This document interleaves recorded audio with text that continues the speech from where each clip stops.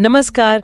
आज हम भारत अमेरिका व्यापार संबंधों की जो थोड़ी उलझी हुई दुनिया है उसमें गोता लगा रहे हैं। हाल में कुछ तनाव और दिलचस्प आर्थिक बयानबाजियों ने काफी सुर्खियां बटोरी। हाँ बिल्कुल, ये रिश्ते हमेशा से ही काफी उतार चढ़ाव वाले रहे हैं, लेकिन पिछले कुछ समय में कुछ खास घटनाएं हुई हैं जिन पर बात करना जरूरी है। सही कहा, और हमारे पास इसके लिए कुछ महत्वपूर्ण लेख और रिपोर्ट्स भी हैं, जैसे NDTV.com, Hindustan times, the economic times से। तो हमारा मकसद यही है कि इन स्रोतों से जरूरी जानकारी निकालें, अलग अलग नजरिए समझें और वो खास बातें पकड़ें जो शायद पहली नजर में छूट जाती हैं। हाँ, कोशिश यही रहेगी कि एक संतुलित तस्वीर पेश कर सकें। तो हम देखेंगे कि भाई ये व्यापार वार्ता रुकी क्यों, फिर अमेरिका की अपनी नीतियों पर क्या चिंताएं थी, और हाँ, भारतीय अर्थव्यवस्था पर वो जो तीखी टिप्पणियां हुई उनका क्या मतलब था। हाँ, एक तरफ टैरिफ का मुद्दा है, दूसरी तरफ अर्थव्यवस्था की सेहत पर सीधी बयानबाजी। काफी कुछ है समझने को। बिल्कुल, तो चलिए शुरू करते हैं, परत दर परत इसे खोलते हैं। सबसे पहले बात करते हैं उस खबर की जिसने काफी ध्यान खींचा कि भारत अमेरिका के साथ जो ट्रेड टॉक्स चल रही थी उनसे पीछे हट गया। ये दावा पूर्व वित्त सचिव सुभाष गर्ग का है, जैसा कि NDTV.com और हिंदुस्तान टाइम्स ने रिपोर्ट किया। उनके मुताबिक भारत ने खुद ही बातचीत रोकी। हाँ, ये एक बड़ी बात थी उस समय।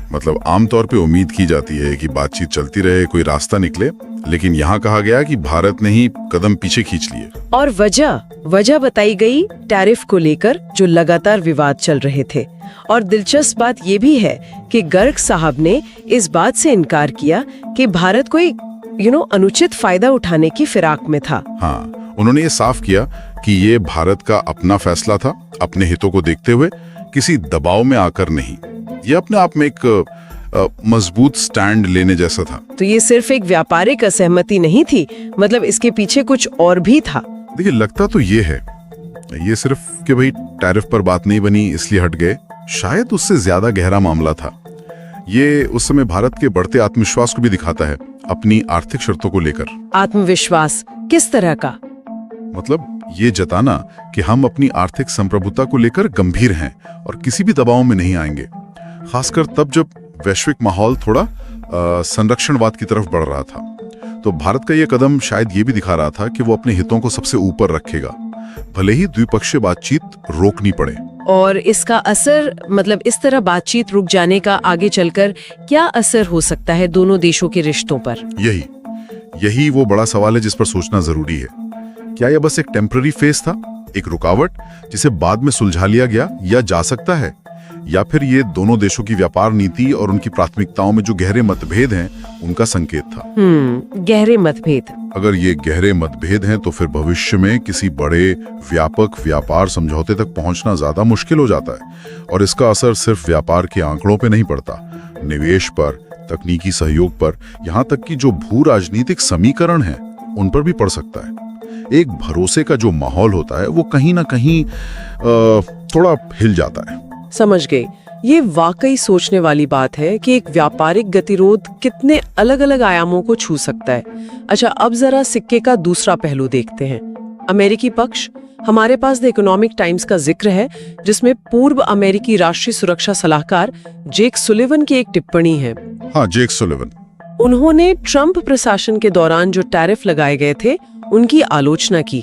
ये बात इसलिए भी अहम है क्योंकि ये उसी प्रशासन के एक पूर्व शीर्ष अधिकारी का नजरिया है। बिल्कुल, और उनकी आलोचना सिर्फ आर्थिक नहीं थी। अच्छा, तो क्या था उनका मुख्य तर्क? उनकी चिंता ज्यादा बड़ी थी, भू राजनीतिक थी। उन्होंने दो मुख्य बातें कही। पहली कि इस तरह के जो एक तरफा टैरिफ होते हैं, जो अक्सर सहयोगियों से बिना पूछे लगा दिए जाते हैं, वो अमेरिका की ग्लोबल इमेज, जिसे उन्होंने US ब्रांड कहा, उसको नुकसान पहुंचाते हैं। US ब्रांड दिलचस्प शब्द है। हाँ, उनका मतलब था कि इससे अमेरिका एक भरोसेमंद पार्टनर के बजाय एक अप्रत्याशित शक्ति जैसा दिखने लगता है, जो लॉन्ग टर्म में अमेरिकी प्रभाव के लिए ठीक नहीं। और दूसरी बात, आपने कहा दो बातें थी। हाँ, दूसरी बात और भी ज्यादा रणनीतिक थी। उन्होंने चेतावनी दी कि ऐसी नीतियां, खासकर जब वो भारत जैसे जरूरी रणनीतिक साझेदार को निशाना बनाती हैं, तो अनजाने में उसे चीन के और करीब धकेल सकती हैं। ओह, ये तो गंभीर बात है। हाँ, क्योंकि अमेरिका की जो पूरी इंडो पैसिफिक रणनीति है उसमें भारत का रोल बहुत अहम माना जाता है। तो अगर व्यापार के झगड़े इतने बढ़ जाएं कि वो रणनीतिक साझेदारी को ही कमजोर करने लगे तो ये तो अमेरिका के अपने बड़े हितों के ही खिलाफ जाएगा। ये तो बड़ा अजीब विरोधाभास लगता है।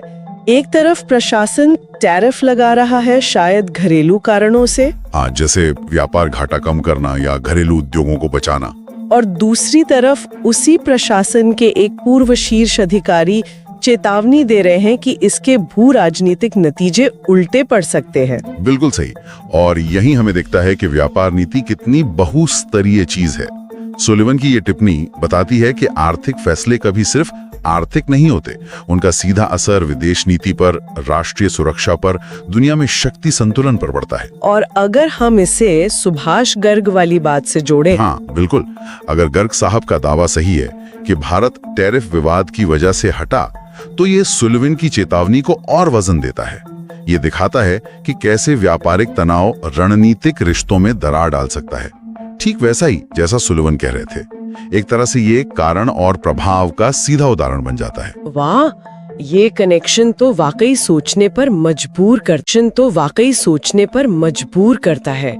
और फिर मामला सिर्फ नीतियों और रणनीतिक चिंताओं तक ही नहीं रुका, बात सीधी बयानबाजी तक आ गई, वो भी अर्थव्यवस्था को लेकर। यहाँ आकर चीजें थोड़ी पर्सनल और तीखी हो गई, है ना? हाँ, वो दौर थोड़ा अलग था। हमारे सूत्रों में जिक्र है कि तत्कालीन अमेरिकी राष्ट्रपति ट्रंप ने कथित तौर पर भारतीय अर्थव्यवस्था को मृत अर्थव्यवस्था यानी डेड इकोनॉमी कह दिया था। डेड इकोनॉमी, ये तो किसी भी देश के लिए, खासकर भारत जैसी उभरती अर्थव्यवस्था के लिए बहुत ही कठोर टिप्पणी है। निश्चित रूप से बहुत कठोर और शायद अपमानजनक भी। और जाहिर है ऐसी टिप्पणी पर प्रतिक्रिया तो आनी ही थी, और आई भी। भारत की तरफ से तत्कालीन कृषि मंत्री शिवराज चौहान ने इसका जवाब दिया। हाँ, उन्होंने ट्रंप की मृत अर्थव्यवस्था वाली बात के जवाब में भारतीय अर्थव्यवस्था को चिरंजीवी कहा, मतलब अमर या लॉन्ग लिव। ये सिर्फ एक फैक्ट चेक नहीं था, ये उससे ज्यादा था। क्या मतलब? ये एक तरह से राष्ट्रीय गौरव और आत्मविश्वास का प्रदर्शन था, एक भावनात्मक जवाब था। उन्होंने ये भी कहा कि भाई हमारे जीडीपी के आंकड़े देखिए, अर्थव्यवस्था मजबूत है। तो ये दिखाता है कि कैसे आर्थिक प्रदर्शन को, खासकर जब बाहर से आलोचना हो, तो राष्ट्रीय पहचान और गौरव से जोड़कर पेश किया जाता है। तो ये आंकड़ों की लड़ाई से ज्यादा एक तरह से राष्ट्रीय स्वाभिमान की लड़ाई बन गई। काफी हद तक हाँ। ये बयानबाजी जो होती है वो व्यापार और अर्थव्यवस्था के जो विशुद्ध आर्थिक मुद्दे होते हैं उनको राजनीतिक और भावनात्मक रंग दे देती है। फिर ये सिर्फ नंबरों का खेल नहीं रह जाता, इसमें हम बनाम वो वाली भावना भी आ सकती है। ये समझना वाकई जरूरी है कि कैसे डिप्लोमेटिक और ट्रेड टेंशन्स इस तरह की बयानबाजी में बदल जाती हैं। तो अगर हम इन सभी कड़ियों को अब एक साथ रखकर देखें, भारत का वार्ता से हटना, अमेरिकी पूर्व अधिकारी की टैरिफ नीति पर चिंता और भू राजनीतिक चेतावनी, और फिर अर्थव्यवस्था पर ये तीखी टिप्पणियां, तो इनसे क्या बड़ी तस्वीर उभर कर आती है? मेरे ख्याल से ये कई जरूरी बातें बताती हैं। पहली ये कि आज के जमाने में अंतर्राष्ट्रीय संबंध कितने जटिल हैं, कितने आपस में जुड़े हुए हैं। ट्रेड सिर्फ ट्रेड नहीं है, डिप्लोमेसी सिर्फ बातचीत नहीं है, और इमेज सिर्फ पीआर नहीं है। सब एक दूसरे पर गहरा असर डालते हैं। सब जुड़ा हुआ है। हाँ, टैरिफ का एक फैसला भू राजनीतिक समीकरण बदल सकता है। एक तीखी टिप्पणी व्यापार वार्ता पर असर डाल सकती है। ये सब आपस में गुथा हुआ है। और नेताओं के बयानों का क्या वो सिर्फ उनकी राय बताते हैं? नहीं, उससे कहीं ज्यादा। देखिए, अलग अलग नेताओं और अधिकारियों के जो बयान होते हैं, चाहे वो भारत के पूर्व वित्त सचिव हों, अमेरिका के पूर्व एनएसए हों या भारत के तत्कालीन कृषि मंत्री, वो सिर्फ स्थिति पर उनकी राय नहीं बताते। वो उनकी अपनी प्राथमिकताएं दिखाते हैं, उनके देश की रणनीतिक सोच दिखाते हैं, और कई बार उनकी घरेलू राजनीतिक मजबूरियों को भी दिखाते हैं। अच्छा, घरेलू राजनीति का भी एंगल है इसमें। बिल्कुल। जैसे ट्रंप की टिप्पणी को उनके अमेरिका फर्स्ट एजेंडे और अपने वोट बेस को दिए जा रहे संदेश के चश्मे से देखा जा सकता है, वैसे ही भारतीय मंत्री की प्रतिक्रिया को घरेलू जनता में राष्ट्रीय गौरव जगाने और सरकार की आर्थिक नीतियों का बचाव करने की कोशिश के तौर पर समझा जा सकता है। तो ये सब मिलकर एक मल्टी लेयर गेम जैसा लगता है, जिसमें आर्थिक हित, राष्ट्रीय गौरव, भू राजनीति, घरेलू राजनीति सब अपनी अपनी भूमिका निभा रहे हैं। बिल्कुल सही कहा आपने। ये एक बहुआयामी शतरंज की बिसात की तरह है, जहां हर चाल के कई मतलब और नतीजे हो सकते हैं। गर्ग का दावा भारत की बढ़ती मुखरता दिखाता है, सुलिवन की चेतावनी नीतियों के अनपेक्षित परिणाम दिखाती है, और ट्रंप चौहान की बयानबाजी ये दिखाती है कि कैसे आर्थिक मुद्दे भी भावनात्मक और राजनीतिक रंग ले लेते हैं। इन सबको एक साथ देखने पर ही हमें भारत अमेरिका संबंधों के उस खास दौर की पूरी जटिलता का अंदाजा लगता है। तो चलिए आज की इस गहन पड़ताल की जो मुख्य बिंदु रहे उन्हें एक बार फिर से दोहरा लेते हैं। हमने देखा कि कैसे पूर्व वित्त सचिव सुभाष गर्ग के दावे के अनुसार टैरिफ विवादों के चलते भारत अमेरिका के साथ व्यापार वार्ता से पीछे हटा। फिर हमने पूर्व अमेरिकी NSA जेक सुलिवन की चिंता पर बात की। उन्होंने ट्रंप काल के टैरिफ की आलोचना की और उनके संभावित बुरे भू राजनीतिक नतीजों की चेतावनी दी, खासकर भारत को चीन के करीब ढकेलने वाले जोखिम की। सही।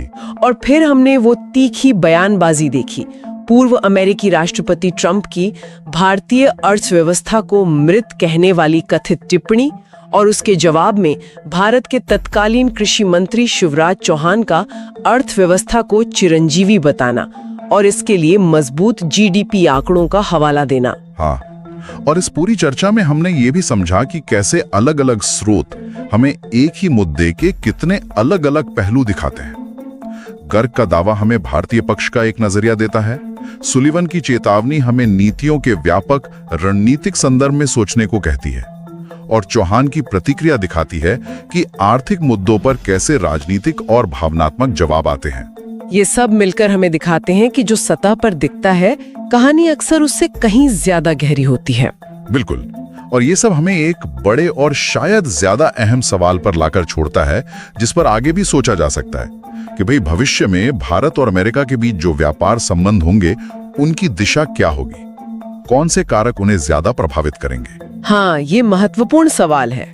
क्या ये सिर्फ आर्थिक तर्क, आपसी फायदे और व्यापार के आंकड़ों पर आधारित होंगे, या फिर घरेलू राजनीतिक दबाव, राष्ट्रीय सुरक्षा की चिंताएं और चीन जैसे तीसरे देशों के साथ बदलते वैश्विक समीकरण, क्या ये ज्यादा हावी रहेंगे? ये एक बड़ा प्रश्न है। वाकई, क्या भविष्य के रिश्ते विशुद्ध लेन देन पर टिके होंगे, या फिर साझा मूल्यों और रणनीतिक हितों का भी उसमें बड़ा रोल होगा? ये देखना दिलचस्प होगा कि दुनिया के ये दो बड़े लोकतंत्र अपने इन जटिल व्यापारिक और रणनीतिक संबंधों को आने वाले समय में कैसे साधते हैं, कैसे संतुलित करते हैं। हाँ, ये देखने वाली बात होगी। इन्हीं विचारों के साथ आज की हमारी ये गहन पड़ताल यहीं समाप्त होती है। उम्मीद है कि इन स्रोतों से निकली जानकारी और विश्लेषण ने आपको भारत अमेरिका व्यापार संबंधों के इस हालिया अध्याय को समझने में एक नया नजरिया जरूर दिया होगा।